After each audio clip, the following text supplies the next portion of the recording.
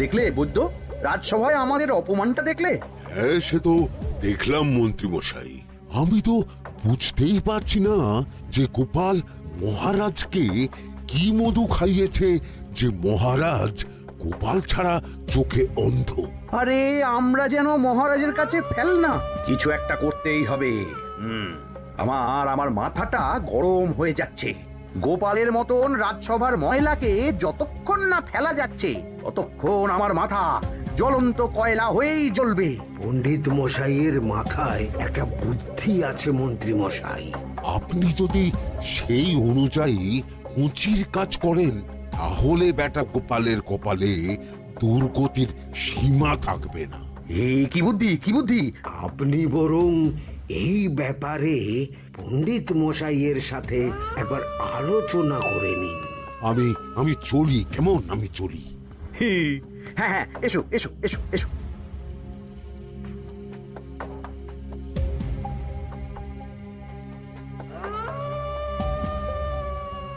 আরে ওই তো আমার বাঁ হাত ঘটা আসছে, বেটাকে দিয়ে একটা কাজ করাতে হবে। এ কি মন্ত্রী মশাই, আপনি এখানে দাঁড়িয়ে কি করছেন? এই একটা গুরুত্বপূর্ণ ব্যাপারে কথা বলছিলাম। একটা কাজ করতে পারবি? কি কাজ করতে হবে বলুন মন্ত্রী মশাই। আমাকে একটু ঠান্ডা জল, পাতিলেবু আর পুদিনার পাতা দিয়ে শরবত বানিয়ে খাওয়াতে পারবি? সেসব আমার ঘরে ব্যবস্থা করাই আছে। চলুন চলুন, আমার সাথে চলুন। হ্যাঁ হ্যাঁ, চল চল চল চল চল।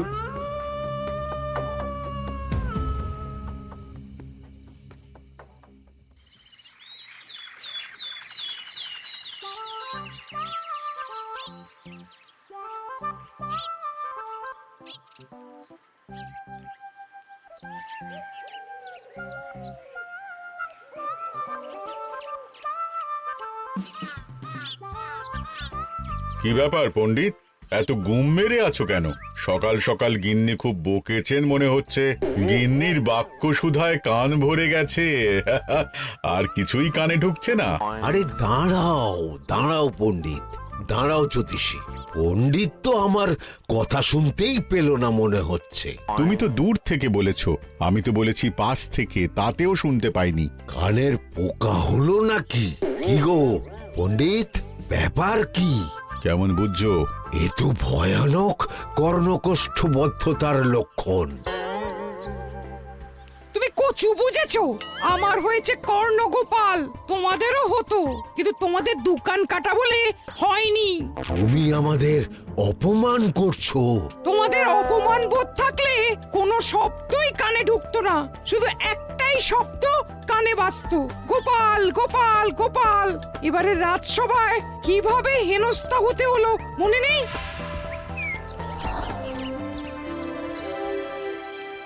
মহারাজ, একটা ভিক্ষা আছে। ভিক্ষার জন্য কৃষ্ণনগরের রাস্তাই সবচেয়ে উপযুক্ত জায়গা গোপাল, তুমি বরং সেখানেই যাও। মন্ত্রী, মন্ত্রী মশাই ঠিকই বলেছেন মহারাজ।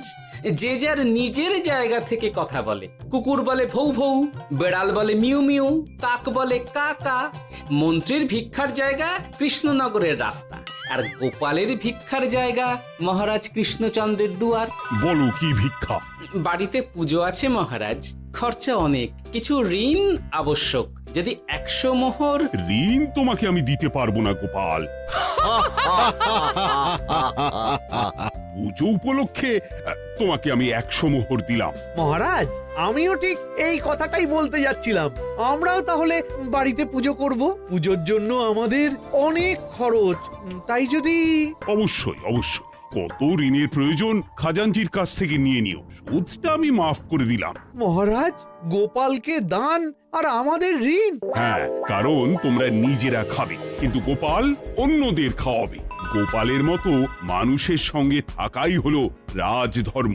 কিন্তু তাছাড়াও তোমরা হলে 80 যাই বেতন পাই দলের লোক। গত 1 বছরে তোমার কোন মন্ত্রণা দেশের কাজে এসেছে? পণ্ডিত কোনো নতুন তত্ত্ব শুনিয়েছে? জ্যোতিষী কোনো অমোঘ ভবিষ্যৎবাণী করেছে? আর বৈদ্য 3 বছর ধরে আমার হাঁটুর ব্যথা সারাতে পারেনি। কিন্তু গোপাল, গোপালের ভাঁড়ে হাস্যরসের কখনো অভাব হয়নি। মনে আছে? আছে। কিন্তু করার তো কিছু নেই। আছে। কিছু ভেবেছো নাকি পণ্ডিত? তোমাদের মনে আছে মহারাজ মোহর দেওয়ার পর গোপাল সেদিন বলেছিল, কি গোপাল, খুশি তো? মহারাজ, আপনি আমাকে এক মুঠো ধুলো দিলেও আমি খুশি। সেই ধুলো মুঠোই আমি সোনা মুঠো করে ফেলবো। মনে নেই আবার? একটু ঝেড়ে কাশো তো দেখি পণ্ডিত, কি ভেবেছো? যা হবে দেখতেই পাবে।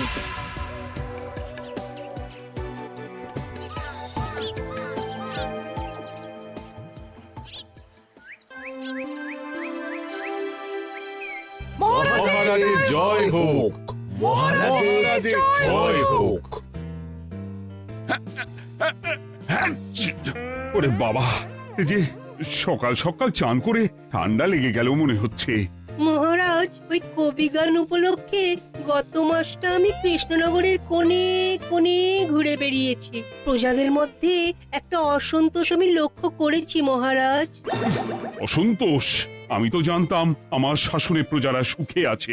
সুখে তারা ভাসছে মহারাজ, কিন্তু একটাই অসুখ, তারা মহারাজের দর্শন পায় না। তারা মহারাজের পদধূলির জন্য আকুল হয়ে আছে, মহারাজের দর্শন পাওয়ার জন্য চাতকের মতো অপেক্ষা করছে। চিত্রকরকে দিয়ে চিত্র অঙ্কন করিয়ে বিলি করে দিলেই হলো।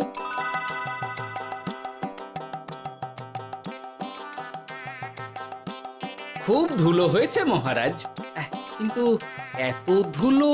কালকের ঝড়ে ঢুকেছে। ঝাড়ুদার,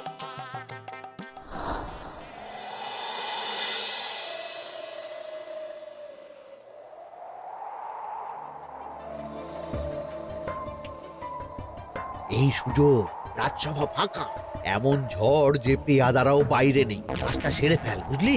কিরে, কাজটা কর।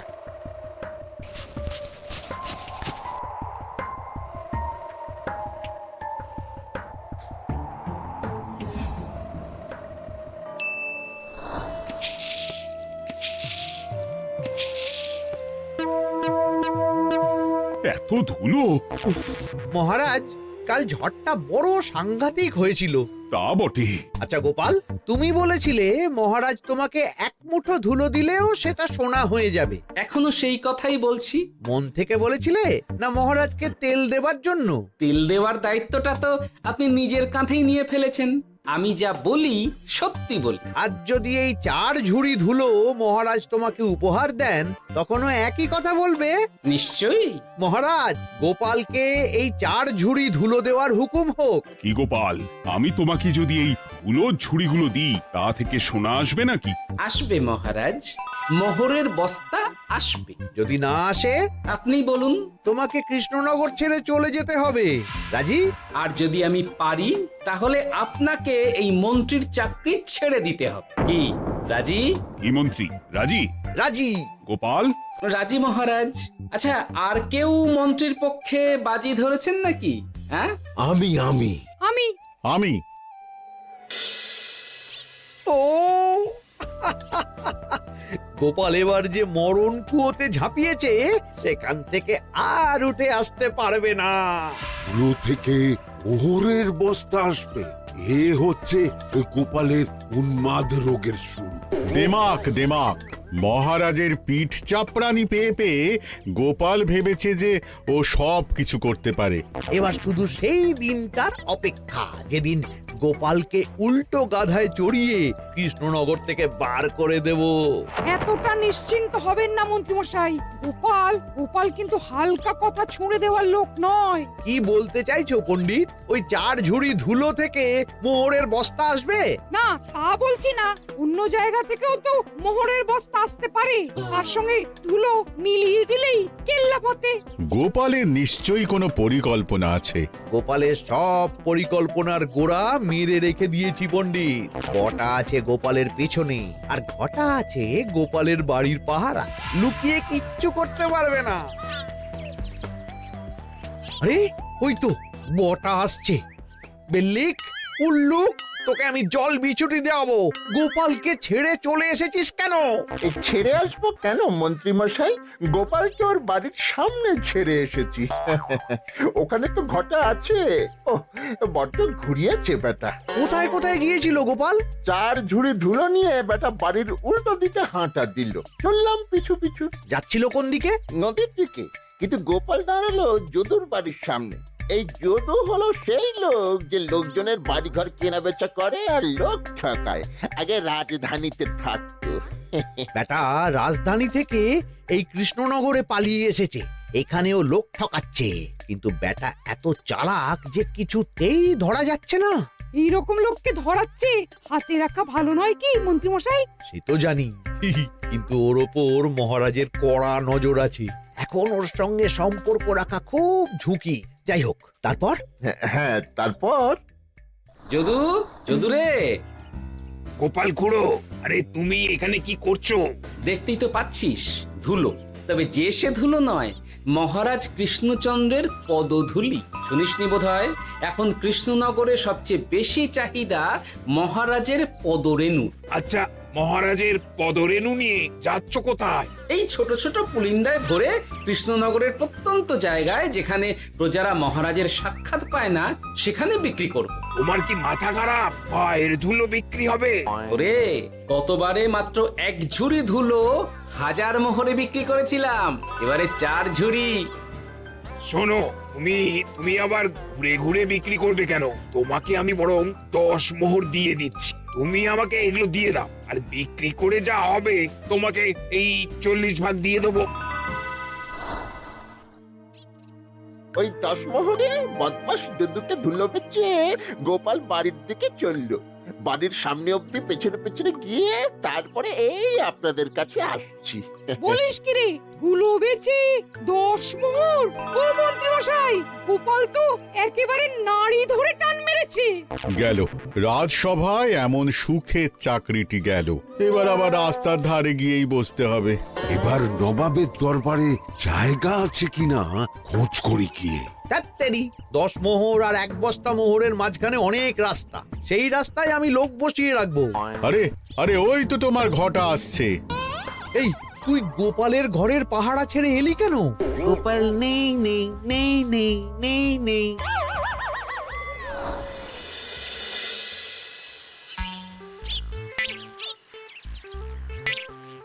আরে, ভয় পেলি নাকি? না না না না না, ভয় পাবো কেন? শোন, তোকে পেয়ে আমার খুব ভালো হলো বুঝলি। তোকে আমার একটা কাজ করতে হবে। বলো বলো। আসলে বুঝলি, আমার না গিন্নিকে নিয়ে তার বাপের বাড়ি যাওয়ার কথা ছিল, কিন্তু হঠাৎ বিশেষ কাজে আমাকে খামবাজে চলে যেতে হচ্ছে। এখন আমি গিয়ে গিন্নিকে বললে বুঝতেই পারছিস কুরুক্ষেত্র হয়ে যাবে একেবারে। তাই আমি কাউকে খুঁজছিলাম যে আমার বাইরে যাওয়ার খবরটা আমার গিন্নিকে গিয়ে দেবে। তুই পারবি বাবা ঘটা? ওরে বাবা, আরে আরে আরে, ভয় পাস না, তোকে গিয়ে মুখে কিছু বলতে হবে না। এই নে, এই চিঠিটা আমার বউকে দিবি।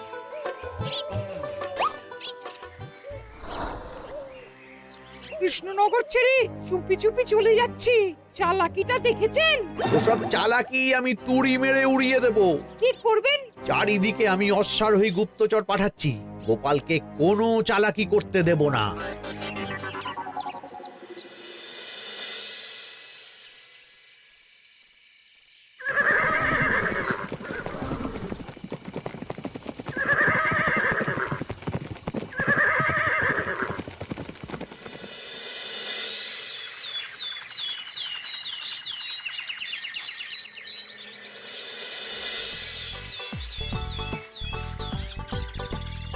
অং বং পিং পং। হ্যাঁ, ওরে বাপ রে, এ আবার কি বলে? মানে বুঝিতে পারিলে না? অং বং পিং পং অর্থাৎ আইসো আমার নিকট বিদেশি জাদু শরবত আছে। ইহাতে তৃষ্ণা নিবারিত হয়, শক্তি বৃদ্ধি হয়, ঘুম ভালো হয়, সম্পর্কের উন্নতি হয়, জামা কাপড় ফর্সা হয়, তু শব্দ না করে সকাল সকাল কষ্ট পরিষ্কার হয়। মূল্য মাত্র 1 মোহর। বোঝো, ওইটুকু অং বঙ্গের মধ্যে এত কিছু? ঠিক আছে, তা দাও দেখি। আপাতত টেস্টটা তো মিটুক, বাকিগুলো পরে বোঝা যাবে।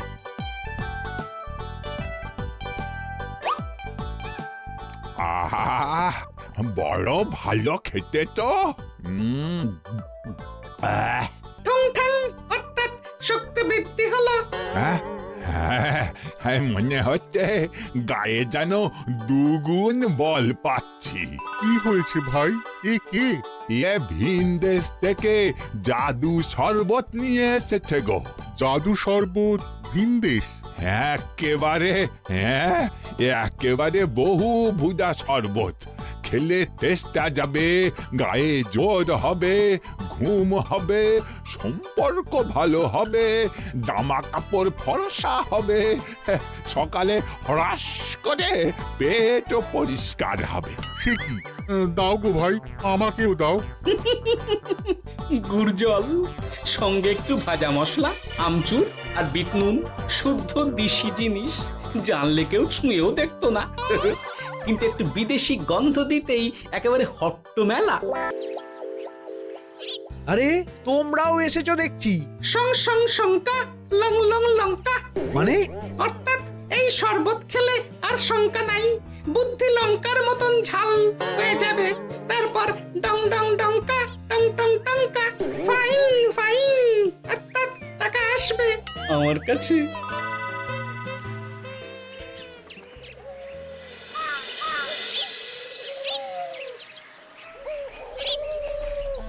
ঝপ ঝপ ঝপাং, ভট ভট ফটাং, অর্থাৎ উহাকে দৌড়িয়েছো কেন? বেটা জোচ্চোর অনেককে ঠকিয়েছে।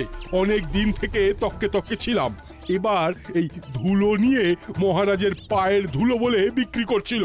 একটা বেনামি চিঠিতে খবর পেয়ে বেটাকে ধরেছি। ব্যাং ব্যাং বিগ ব্যাং, অর্থাৎ বাহ বাহ বাহ বাহ। বেনামি চিঠিটা আমি দিয়েছিলাম বাবু।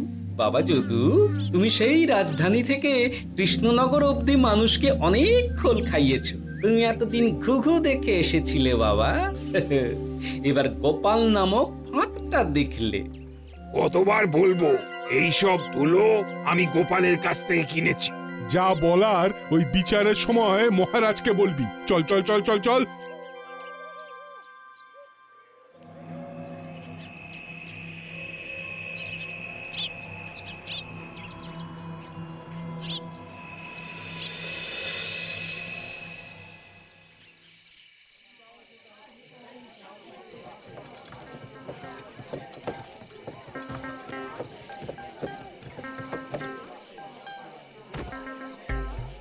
ঝন্টু মন্টু ননাঙ্কু। নাও ঠেলা। সাহেব বলে কি ফু দিয়ে দিতে হবে?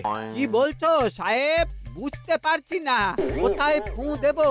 ঝন্টু মন্টু ননাঙ্কু, অর্থাৎ লবণ আছে? আছে আছে সাহেব আছে। কত লাগবে? ভান্ড ভরি আন্ডাকারি, অর্থাৎ যা আছে সব।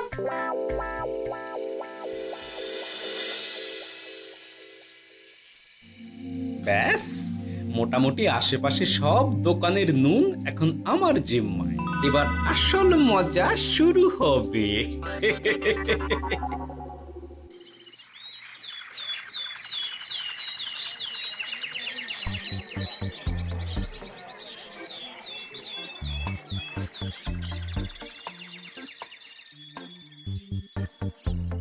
নুন আছে?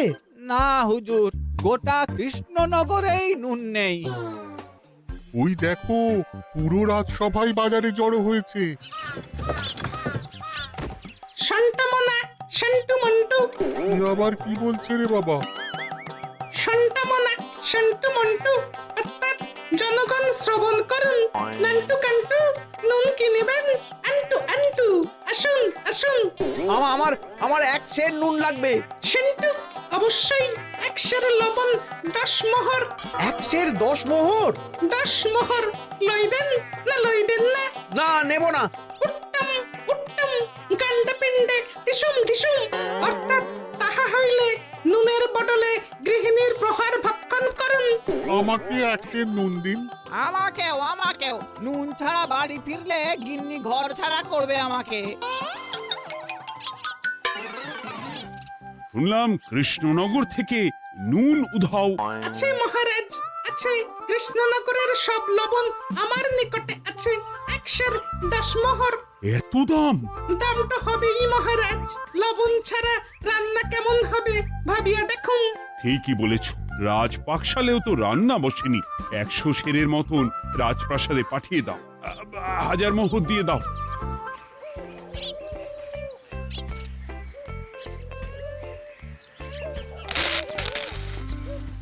ব্যাস 1 বস্তা মোহর হয়ে গেছে। গোপাল, হ্যাঁ মহারাজ, গোপাল যে 4 ঝুড়ি ধুলো থেকে 1 বস্তা মোহর রোজগার করেছে। ইয়া বাত! চলো রাজসভায়, পুরো গল্পটা শুনতে হবে। সকলেই এসো তাহলে রাজসভায়। কিন্তু মহারাজ, যারা বাজি হারলো তাদের তো চাকরি গেছে, তো তারা রাজসভায় যাবে কি করে? ঠিক ঠিক ঠিক বলেছ।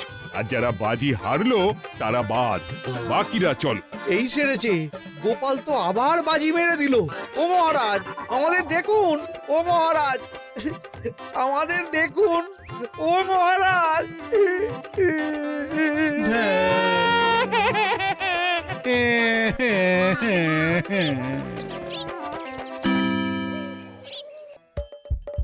হাসির রাজা, জ্ঞানের রাজা, রসিক রাজা।